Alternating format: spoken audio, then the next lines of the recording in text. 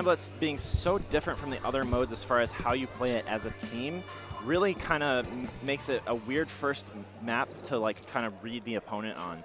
And it looks like this Tenebrella is going to be coming out from InControl. InControl, Simo going to play Tenebrella. The other side, we got Kensa Rapid on this mode. Ooh, all right. But it looks like they're ready for a long-range fight, but also really good InControl on the half of the Krew. And I'm hoping that comes into play because InControl bring a very standard comp, I feel. It seems like they're ready to fight, but they're also ready to move. Wow, that was a kind of a weird start there. The Rapid getting forced out and allowing to InControl to get that double kill in the middle of the map. Savage here just looking to get some picks. They're looking for kills here. Doesn't quite get that on the enemy on that snipe, but they are pushing in with this Tenebrella now, looking for these cleanup kills. Savage doing great at it. As they get the initial break, I feel like one thing that should be really appreciated about this initial break from InControl is the nick of time getting out of there. That was like frame perfect right there. Could not have been timed better. They don't deal a lot of damage, but they do deal the first strike. Now to see where the cards fall from here. Can InControl roll with this little bits of momentum, gather up the clans, start to deny the Krew from being able to establish the counterplay? Or is the Krew going to be able to take back center stage, gather up enough clans to make some sort of a substantial push?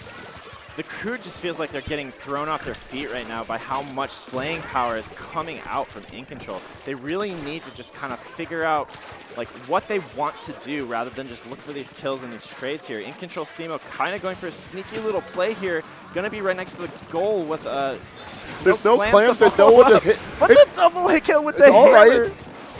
What is he doing? He's going to throw it too? Tenebrellas aren't allowed to get quads. Are you going to get the clean sweep? He's putting tons of pressure on the enemy team now. Even gets the break, too. All chaos breaking out here right at the top. An amazing play orchestrated by Simo. Oh, my God. He's still alive. Okay, finally. You never have I seen it. There's so much damage. I'm not okay with what Simo just did. Simo, that was really rude, okay? He was big chilling beforehand, too, and he just snaps. He just loses it. He's in their base for like a solid 25 seconds, just getting a triple kill and then spawn killing and then jumping out and not dying for freaking forever. Sometimes, CJ, you just got to come crazy. Just let him know. Seriously. Simo showing his stuff with that camo Tenebrella, and now they still got 3 down again with Z's with a clam, so it's looking like they're going to go for this other push here. Simo with the hammer again. He's coming back at it, but I don't think he's positioned well enough to make such a grandiose play this time around. But he's still going to get the snipe. How did that even physically happen? Like, I don't get it. But can you imagine coming around the corner and all of a sudden this giant toy hammer slaps you out of existence? Honestly, like, I'm just not okay with these Simo plays, but Leaf was able to clutch that out to deny that from being a lot worse than it could have been. Leaf here trying to get control in the middle of the map, using sprinklers, using the slosher, and now they're looking to be on the offensive, but they just don't have any clams to follow that up. They are getting kills, but without any clams, they can't really get anything out of it. Yeah, you actually brought up a really interesting aspect of this battle at hand, and that's despite InControl being a lot more patient with how they snap onto their opponents, the Krew really hasn't taken advantage of that time to muster up a reserve of clams to make a really big push. It seems like they just haven't had the resources to do so. Even now, they're sitting on 24 clams, which is enough for a fantastic counteroffensive. They've never been in position this entire game one to do anything with that. Yeah, I mean, early on they were just getting straight up outslayed, but now that Leaf and the rest of the team is also playing a little bit better, they're doing better on that slaying front, but they're still losing on the objectives, so they really need to figure out how they need to push here. Nezzy gonna go with the 10 of missiles to force that person out of snipe, and gonna go for this right side flank. He's gonna try and get the baller to, or the clam to jump to him. Oh wait, no, he's going in with the baller. No, he's just ducking and weaving. Okay, we're just going everywhere. Yeah, it's all over the place. We're playing solo queue now. Nezzy, well, I mean, so Nezzy is one of the best solo queue warriors I've ever seen, but now he's looking to hold this clam, get that special charge, and then maybe eventually push here. Simo, though, looking to deny that. Oh, cornered him into the wall. That's just rude, yo. Ultimate no-win scenario right there. You literally have nowhere to go. That was like the most checkmate thing I've ever seen happen. Simo knew exactly how to completely deny that person from ever possibly making a play. So Simo now sitting top mid, looking for maybe a pick here with this 10 umbrella. Here it comes, hammer down. Oh, wait, he doesn't get the kill. Oh, he finally cleans it up. Simo now looking for the middle of the map, gets cleaned up by the Rapid, but is it maybe after he had already done the damage he needed to. Yeah, I feel like at this point in the game, any lead that the Krew manages, it's too little too late, especially as InControl takes game 1. Yeah, I definitely think that game, at least at the start, was very much about individual skill, just like, you know, the Krew just getting totally denied. But it seemed like they warmed up as it went along, but then didn't really figure out how they wanted to do the objective. Going forward, though, like if they're off of Clam Blitz, I think I could see them doing a lot better on that front because, you know, more straightforward objectives allow them to use their individual skill to kind of, you know, propel them forward.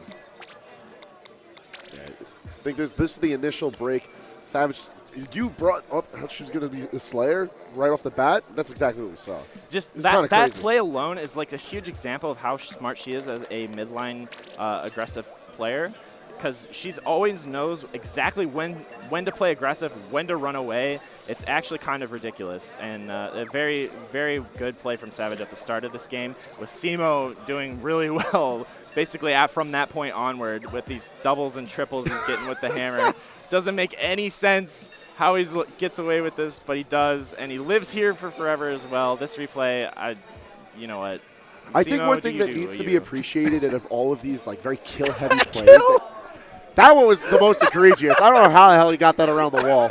That kill just doesn't make any sense. Actually, just curving bullets around walls at this point. Yeah, hammers in this case. But like, one thing that needs to be appreciated about InControl is their patience. They were so good at waiting until everyone was in position to strike, and when they struck, it was like lightning. We're going to see how that feels out as we go into zones on the Reef, and I feel like that style of play from InControl is equally impressive for this type of game mode, and especially on this map. But the Krew is running a dually sculpture, so I'm biased now. So let's go Team Dually Sculpture. I want to see Bitmap do well.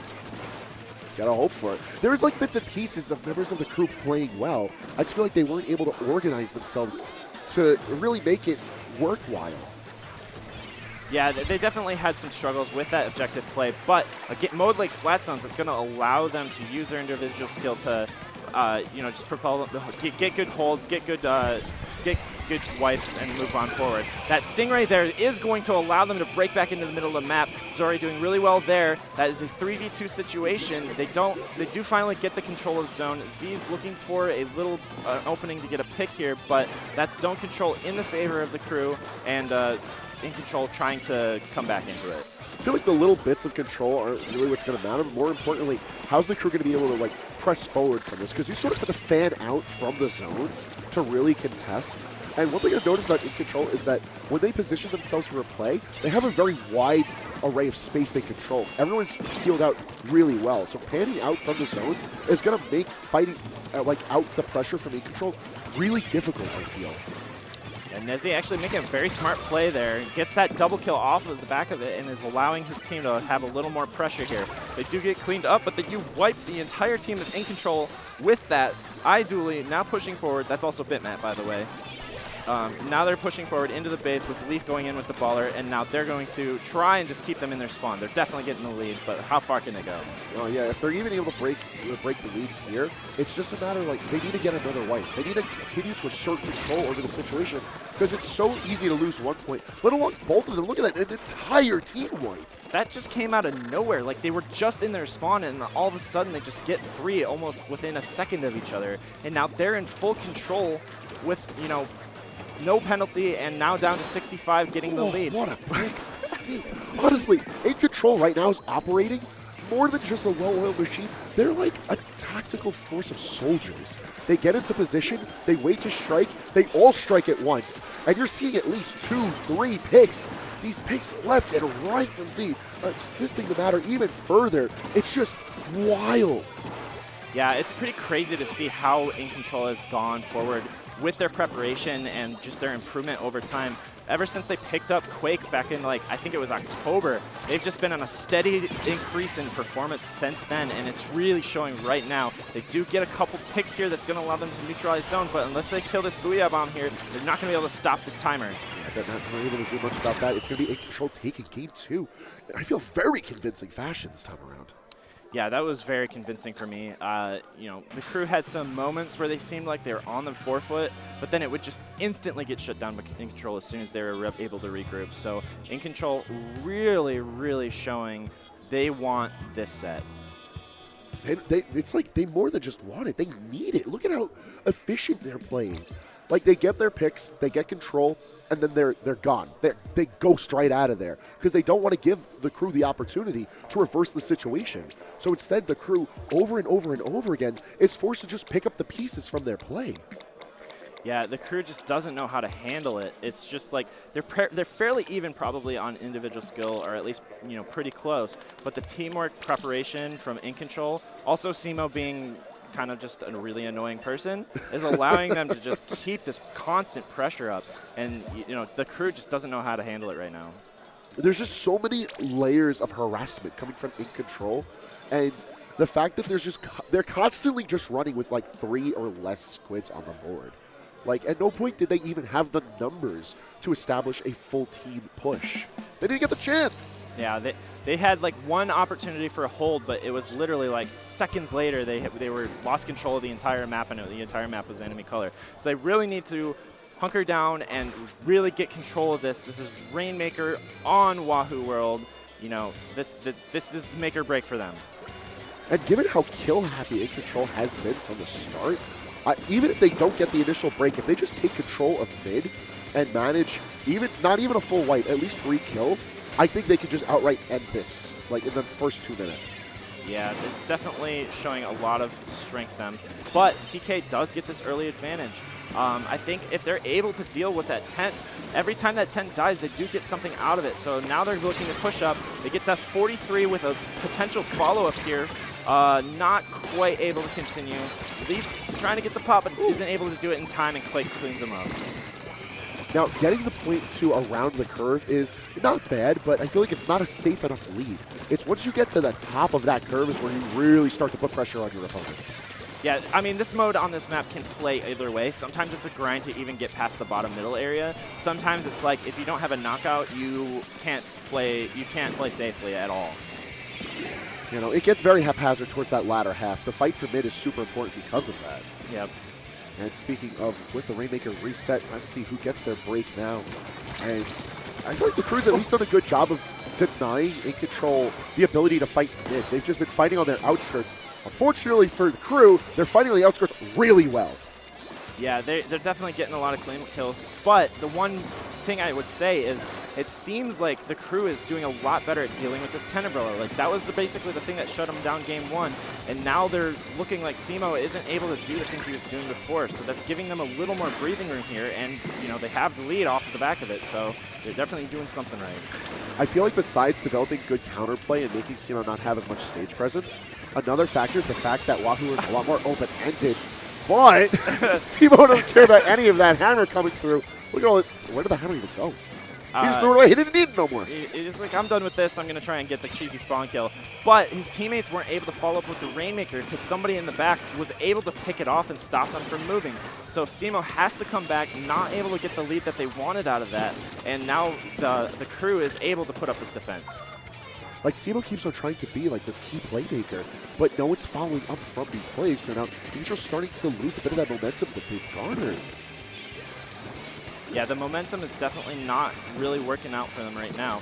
But all they need is another Simo triple kill with the hammer to kind of make this lead out in basically nothing. Simo does get one there, but Leaf is able to clean that up for his teammate. So now the Krew actually has the man advantage in top mid control.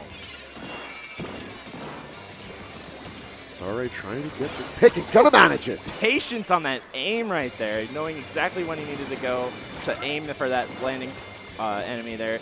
And now they're going back on the offensive. They did get a player of theirs picked off with this Tenebrella pushing across top mid, and now Zori has to back up because of it. Yeah, being pressed out of mid, I feel, is not that bad of a situation here, just because not only are they sitting on the point lead, but they've been consistently able to fight the outskirts of center stage really, really well.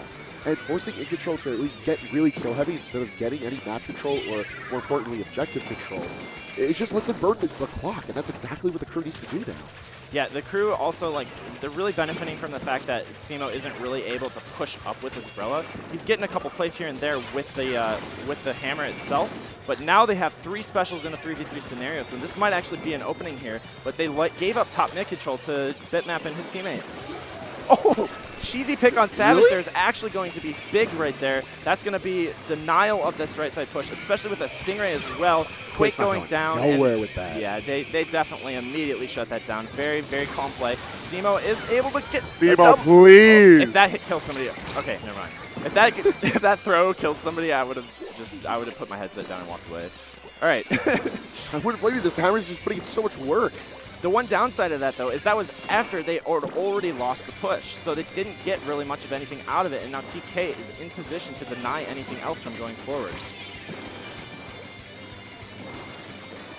I feel like Bitmap has been doing a really good job of peeling out of situations before they go south. I feel like I'm not seeing him get Splat as often as previous game. I mean, he is also playing dually sculptures, which is one of the best weapons for staying alive, but he is chasing that Rainmaker a little hard and does get punished for it, but the rest of the enemy team goes down with only Simo alive to try and pop this Rainmaker, but I don't know that he can really get much out of this. Look at all these subs coming down to deny Simo standing on top of the Rainmaker. Trying to do something as InControl gets a position for it. Quake's going to grab it. This is the push. Simo opens this up with another kill. That's 2v3 scenario. Simo getting yet another kill, doing huge work for this overtime push, but that Stingray might be able enough to shut this down. Quake's still somehow alive right now, but Leaf is there. He shuts it down, and that is that. Very well played. That could have been disastrous. What? That could have been disastrous, and that's going to be the Krew staying alive in this set. So that is 2-1 to InControl, and now the Krew going to do their best to push this to a Game 5. You know, I was honestly very worried at the start of this game because I felt like, considering how well InControl had a sense of like domination over the Krew, honestly, with how they were getting kills, with how they were denying map space. Like, I felt like this was for sure going to be a great map for them. But it seemed like the control was starting to slip away from them. Yeah, I mean, and part of it truly is like once you figure out how to deal with that 10 umbrella with your comp, it does open up a lot of things for you. And when the 10 umbrella isn't able to do the pushing strategies that they try to do, they get games like this where they can't get past 82. So definitely it seems like the Krew has better answers for what InControl's bringing out. And as long as they don't get outslayed with these crazy plays that Simo's making, it's going to be interesting to see if they can come back. Like, honestly, I'm getting hints of Arashi with all of this Ultra Stamp play. It's kind of crazy. Yeah, I mean, he's gotten as many flashy plays in this set as Arashi ever has. So, maybe Simo trying to change that association to his name. Of all of the specials in Splatoon, I love it. It's this quirky hammer thing that you just sort of run forward.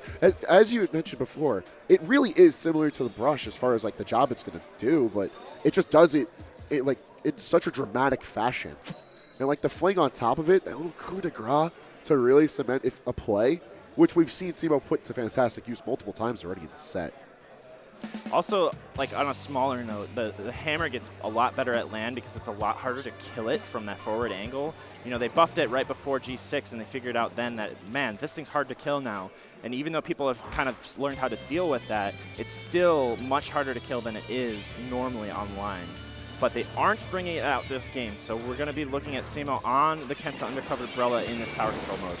Yeah, I feel like Undercover is a really good weapon to bring for tower control, just because you need that mobility, you need that quick defense, and especially with Sturgeon, where it's so important to take space around the map, especially that initial push past the halfway point.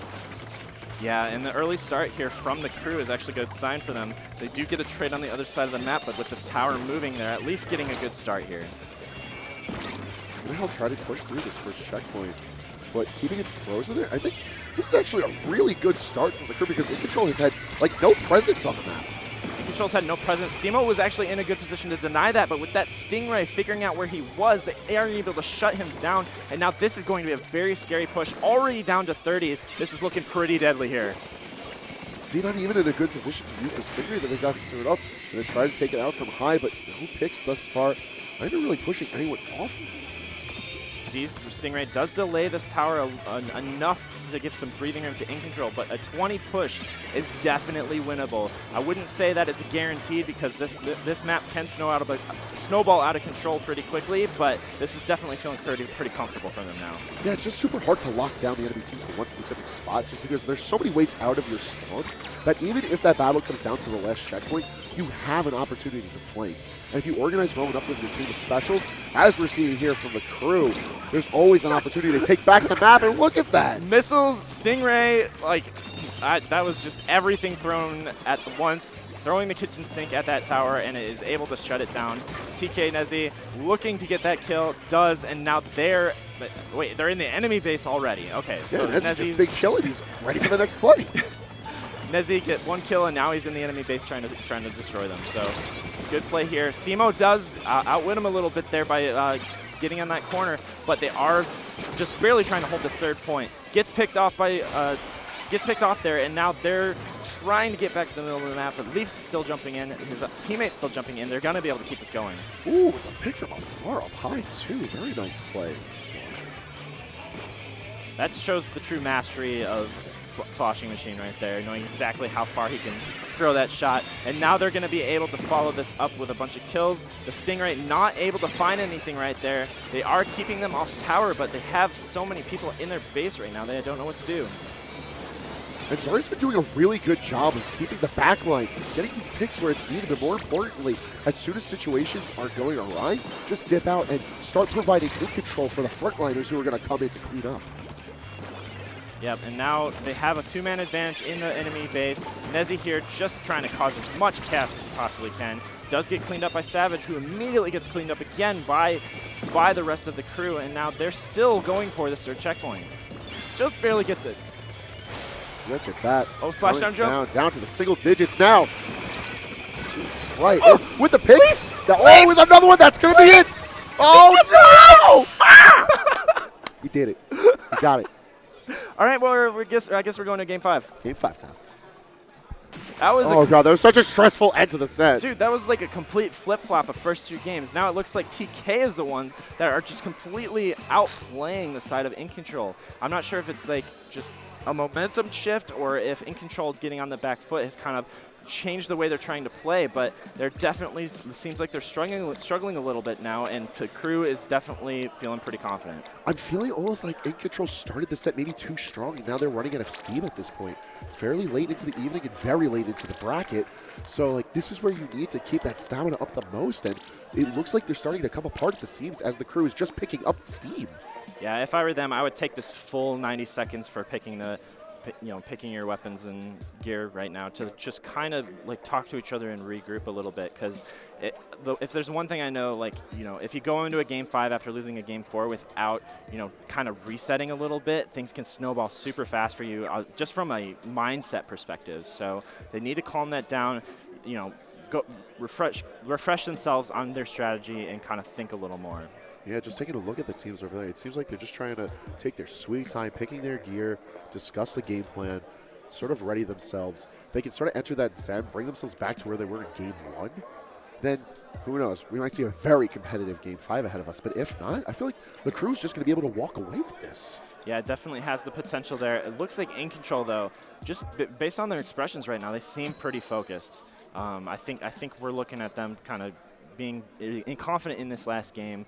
Going into this Game 5, I think we're looking at an InControl that's ready to take this. Well, let's see what we got. We got Clamblets from Piranha Pit. All right.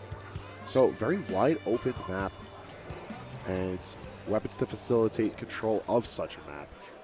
This is also Clamblets with a 10 umbrella back, so this could be a good sign for InControl being able to use their comp to its full potential. Now the Krew has to deal with that 10 umbrella again and still be able to play Clamblets. So let's see how they handle it.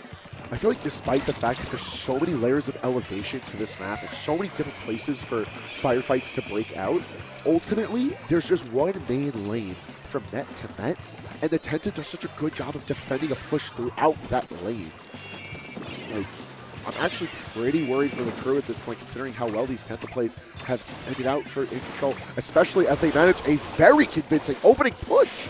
They do get a good opening push, but they are able to clean out the rest of the team with Leaf there getting that hammer before they're even able to use the full extent. So now they're going to look to get the map control back. They're going to look to get as many clams as they can for a counter push. But a 39 push, it's definitely beatable, but it's definitely a good start for them. Yeah, no, that's no slouch at all. Yeah, and Savage looks like she's angry about that last game and is just looking to get as many kills No, I as wouldn't she can. blame her. The Krew is like on complete zone control previously. It was just kill after kill after kill after kill. That tower, it was just labeled their own. And they're back to scoring again off the back of that play. And now Bitmap out of position, gets killed by that, and they're already down to 22 with nobody in position to defend the basket. They just don't have the clams to follow up. It's been such a strong start from InControl. Honestly, it's like night and day from what we've seen between games. And I feel like that's a credit to both teams and how well they've all been playing. But this Game 5 is looking a lot more like InControl in Game 1. Coming out of the gate super strong and constantly reminding their opponents that there is no escape from this pressure. They're just not giving them any room to breathe. It's ridiculous right now. They're already removed their last penalty there. All they need is 22 points to get this win right now. CMO's still alive in here with that his aim going everywhere, and they're only 3 clams away from the win. Yep, just like that. Total shutout. InControl manages to secure their path into the top 8. Good job from InControl there, keeping their mindset ready, knowing we've got them on Clam Blitz. Our comp's better, our prep's better. We can take this game, and they played like it. That was so well played from InControl, and it was such a dominant force. It was like hammering away at a drum. It was constant beats of pressure against the Krew.